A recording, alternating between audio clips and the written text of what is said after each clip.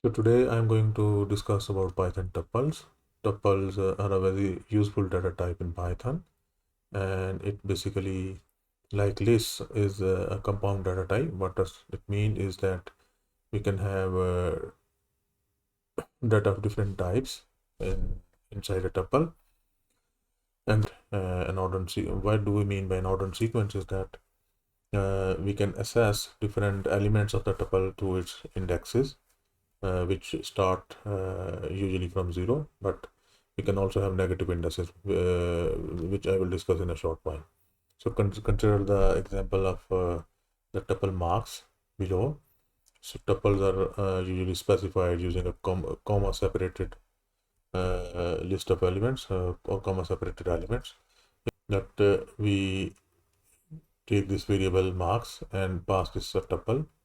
A tuple is identified by the Python interpreter by means of these parentheses, and inside these parentheses we can have any bunch of values which we want to have inside this tuple.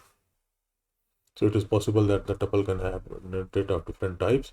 For example, consider the example of a string Punjab, an integer 5, and floating point number 13.5. We can place all these values inside a tuple, like my tuple. Now this tuple has values a string Punjab, an integer 25, and a floating point number 13.5. And if we try to check the type of this tuple, it will be like this. So we will get to know that the type is tuple by the Python programming language.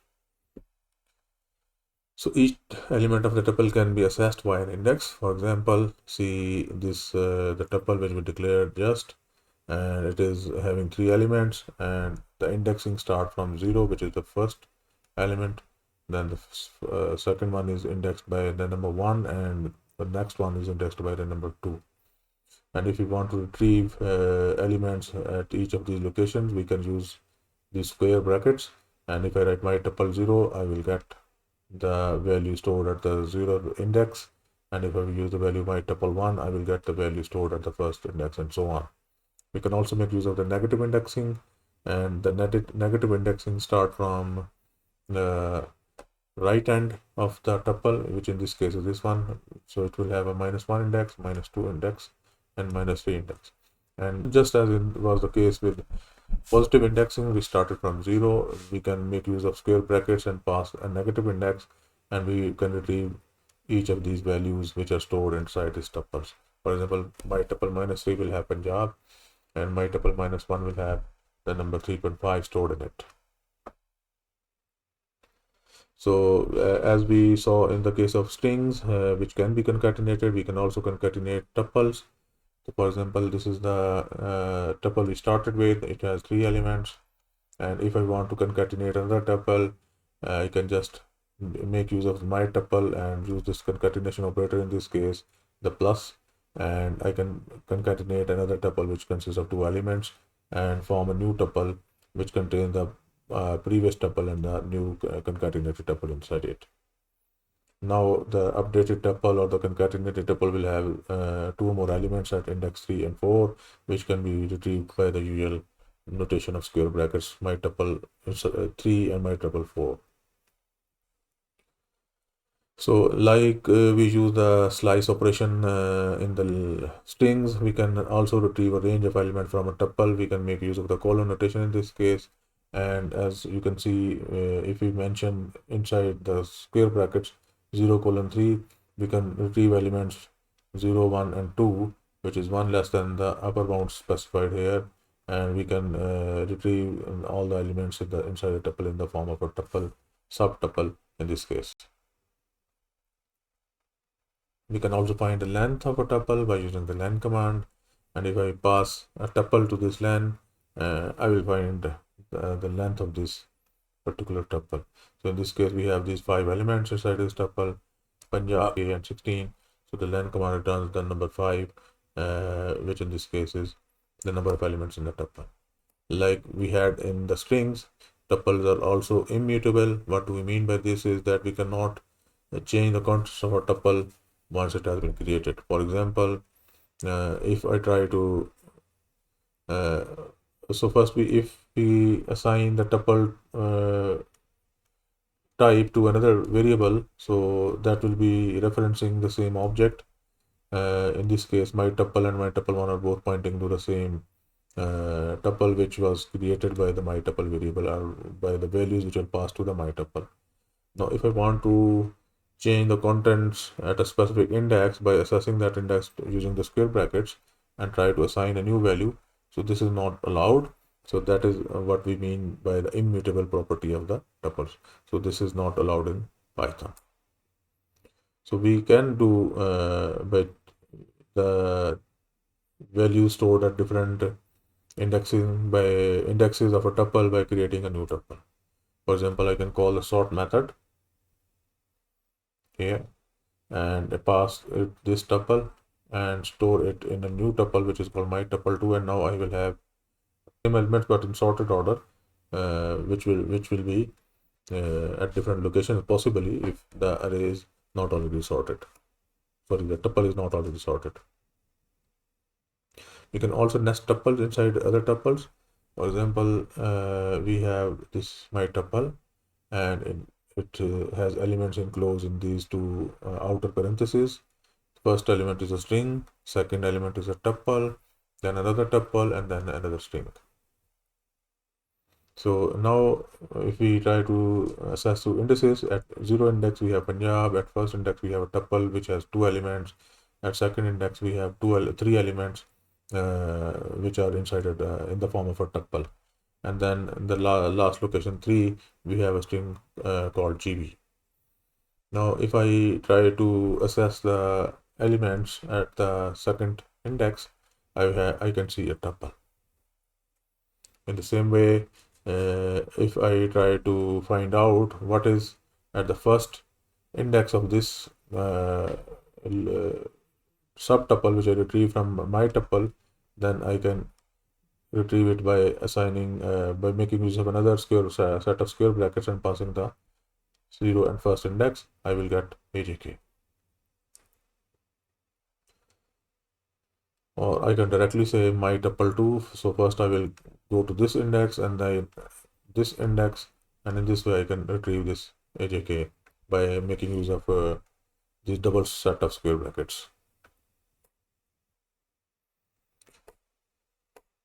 To elaborate it further, if I have this nested tuple, I try to access through square brackets my tuple 0, I will get Punjab, and as is visible from this indexing table. And if I try to see what is at my tuple 2 0, it means this indexing which has number 2 here. So I will be accessing this tuple, and if I go to the 0th index of this tuple, then that I can see this string sin, which can be visible by making use of these two set of square brackets. And if I want to find out what is at the 0th index of this particular string, I can have another pair of square brackets, and I can pass the 0 index, which will give me this letter S. So now we switch to the Google Colab demo for this video.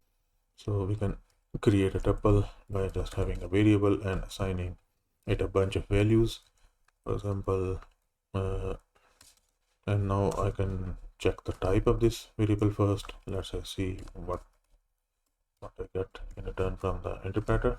Oh, sorry, I spelled wrongly. So here you see that it is of type tuple. Now if I want to see the contents of this tuple, I just need to write the name of the variable, and you can see that the elements of the tuples are made visible at the bottom pane of the first cell. So if we want to have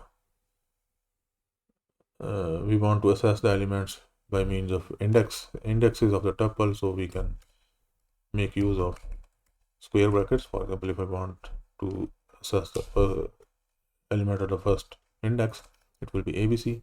I can just write this, and we can also make use of the negative indexes. So for example, I say that I want to print 12.6, I can just make use of -1, which is the rightmost element in the list. And then likewise I can make use of -2, which is the second element or the middle element in our tuple in this case. So if you want to make use of the range of elements, you can, for example, 0 and 2. So I will get, in this case, elements at location 0 and 1, which are 15 and ABC with AJC. So if I want to see the length of my tuple, I just need to pass this to the len command, and I will see that there are 3 elements in my tuple. And if I want to concatenate another tuple, for example, I have tuple 1, I just give it another tuple, the original tuple, and let's say these two. Now I print my tuple 1. I will see that the original tuple has now 2 more elements which will be concatenated by means of this plus operator. So if I just remove this, and now I want to check whether I can assign new values to my original tuple. For example, I want to assign, let's say, x, y, z to this, and whether this is allowed or not. So here you see that tuple object does not support item assignment, so I cannot assign elements at the by using the indexing operator or the square brackets by mentioning some index in that in a specific position. Now you can also have nested tuples. For example, I declare another tuple, my tuple, and I pass it some values. For example, let's say ABC, and then I give it another tuple to AJK and 15, and then I give another, for example, floating point values. Now I try to print my tuple, so I will see these values. Now if I access through indexing, if I try to see what is on the 0 index, I will see ABC. If I try to see what is at index 1, it will return me the whole tuple, which is 2, AJK, and 15. Now if I try to see what is at location 1, 1, I will see AJK, which is the substring. And if I want to see what is at, for example, location 1, I will see J. So this is how nesting of tuples takes place, and we can make use of another pair of, or just another pair of square brackets to assess the level of nesting or the element stored at a particular nesting level. Thank you very much. This was all for today. I will come up I will discuss list in my next video. Thank you.